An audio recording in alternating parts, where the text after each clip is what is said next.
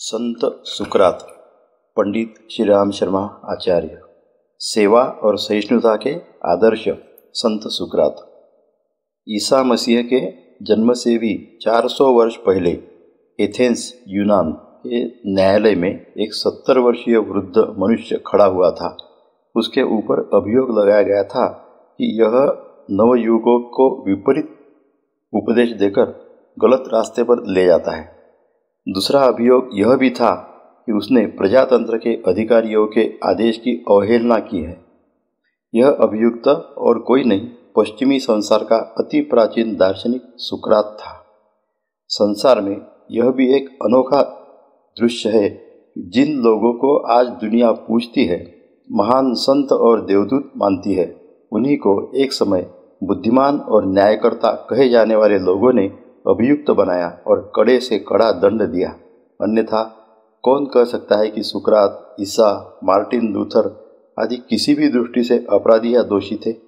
पर जिस प्रकार दुष्टों की दृष्टि में साधु व्यक्ति दोषी जान पड़ता है, जैसे हिरण्याकुश को राम नाम लेने वाला प्रहलाद शत्रु जान पड़ता था, उसी प्रकार यह महापुरुष भी कुछ व्यक्तियों को अपने सत्य व्यवहार और न्यायपरायणता के कारण दोषी जान पड़ते थे।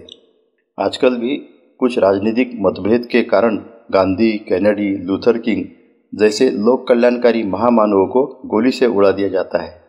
पर अब यह कार्य खुली अदालत में धर्म, कानून तथा न्याय के नाम पर नहीं होता, वरन जिन लोगों के स्वार्थ को उन महापुरुषों के सत्य का पक्ष ग्रहण करने से अपनी हानि जान पड़ती है, वे ही उनके प्राणों के ग्राहक हो जाते हैं।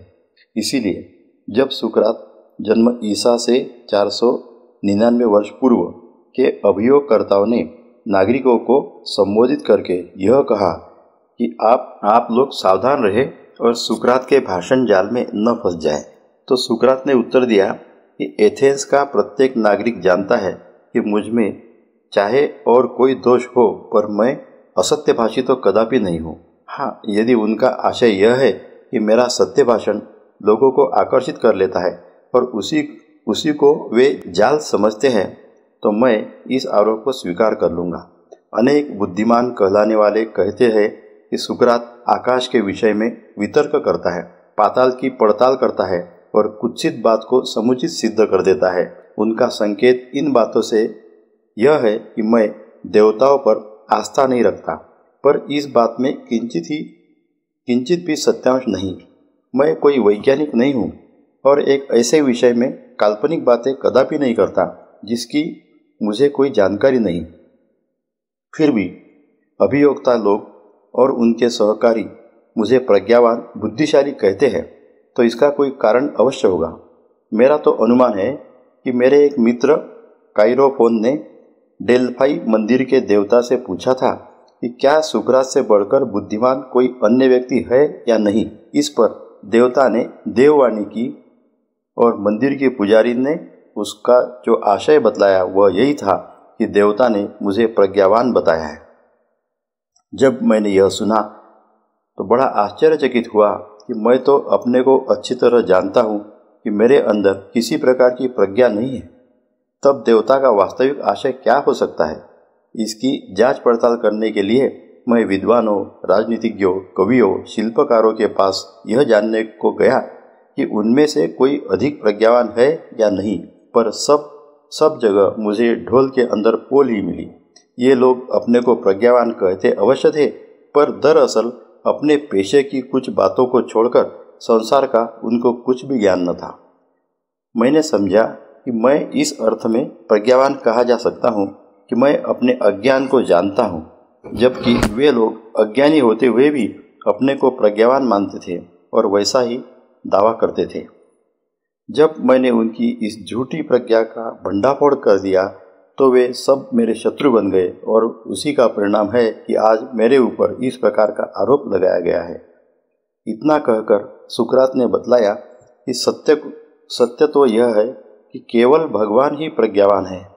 वे ही मेरे तथा अन्य प्रसिद्ध व्यक्तियों के बीच इस तरह की परीक्षा उपस्थित करके यह दिखलाना चाहते हैं कि मनुष्य की प्रज्ञा अत्यल्प तथा नाम मात्र की है।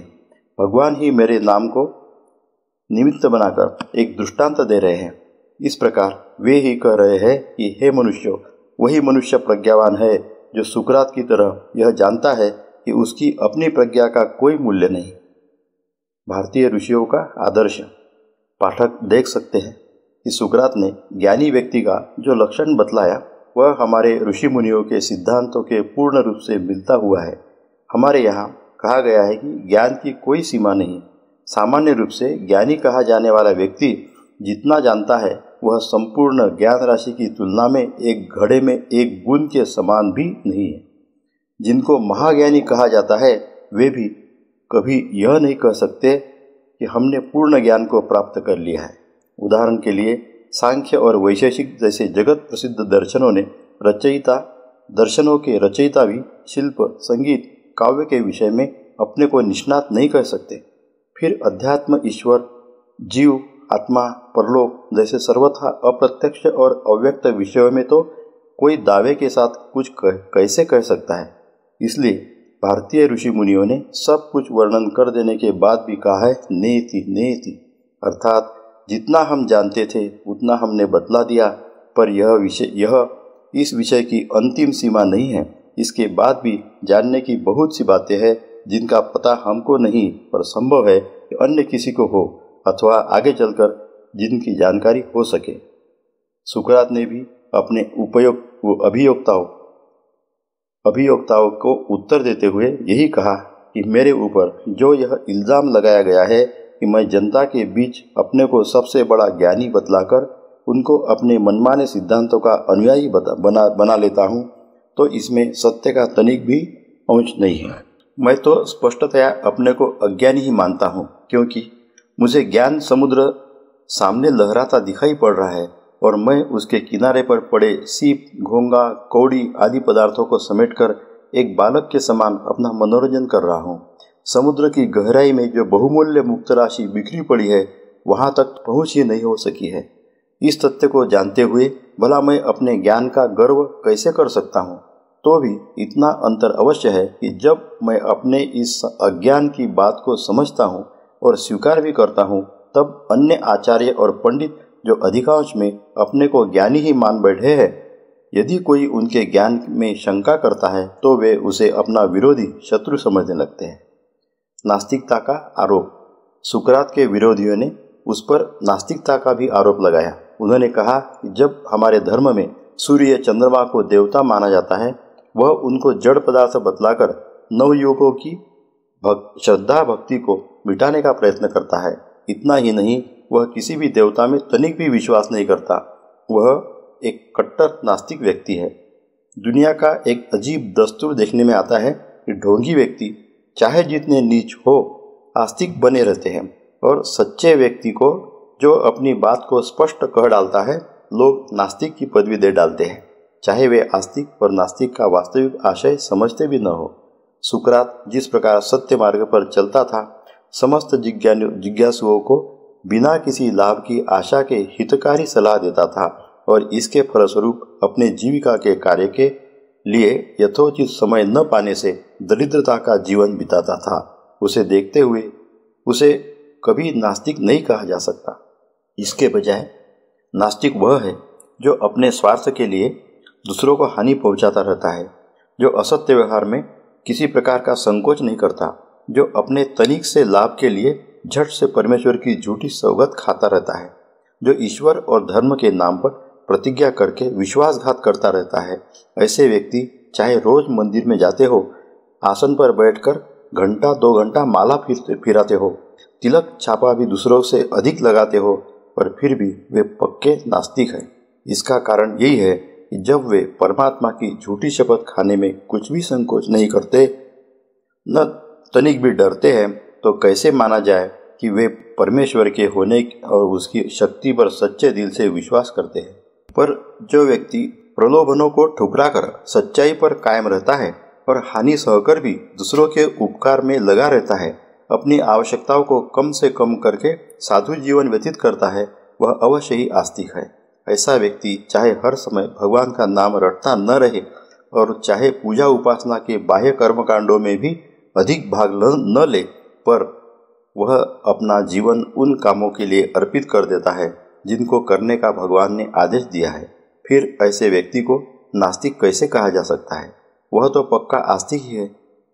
इसलिए सुकरात ने अदालत के सामने अपनी निर्दोषता सिद्ध करते हुए कहा, एथेंस के नागरिक जानते हैं कि मैं दिव्य अथवा आध्यात्मिक शक्तियों में विश्वास करता हूँ और उनकी शिक्षा नवयुवकों को देता हूँ। मेरे विरुद्ध जो अभियोग पत्र न्यायालय में दाखिल किया गया है उसमें भी यही बात कही गई है। तब मैं पूछना चाहता हूँ, यदि मैं आध्यात्मिक शक्तियों में विश्वास करता हूँ तो पितृगण और अर्ध देवताओं में अविश्वास करने वाला कैसे कहा जा सकता हूँ?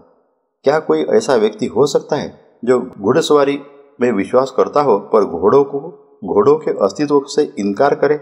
इसलिए जब मैं दिव्य शक्तियों को मानता हूँ तो उन्हीं के अंग और उषांग देवताओं और अर्ध देवताओं के अस्तित्व और महत्व से कैसे इनकार कर सकता हूँ? पर मैं जानता हूँ कि मेरे विरुद्ध जो अभियोग लगाए गए हैं उनका वास्तविक कारण मेरी आस्तिकता अथवा नास्तिकता नहीं है, वरन कुछ लोगों ने मेरे विरुद्ध जो विद्रोह फैलाया है वही उसका सच्चा कारण है।